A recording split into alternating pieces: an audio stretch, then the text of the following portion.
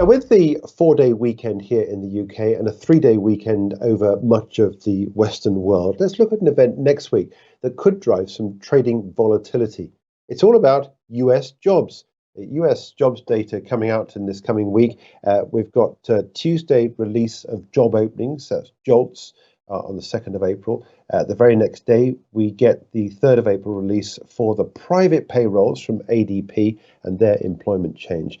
And Friday, the 5th of April, we get the Labour Department's March non-farm payrolls figure. Now, this data, broadly speaking, is widely expected to show that the US economy continues to perform relatively well. And if we do get that confirmation, along with what we are seeing recently, and that is inflation not necessarily gaining, but not really pulling back too far, is that the likelihood is that we will get an interest rate drop, possibly in June, from the Federal Reserve. Let's take a look at one trade out of this.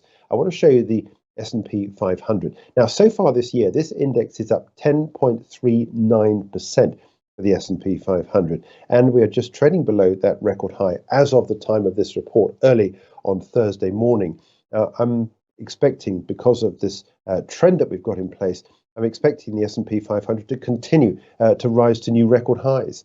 So at 52.62, the record high that we saw scored intraday back on the 21st of March, the jobs reports next week are widely expected to show the US economy continues to hum nicely.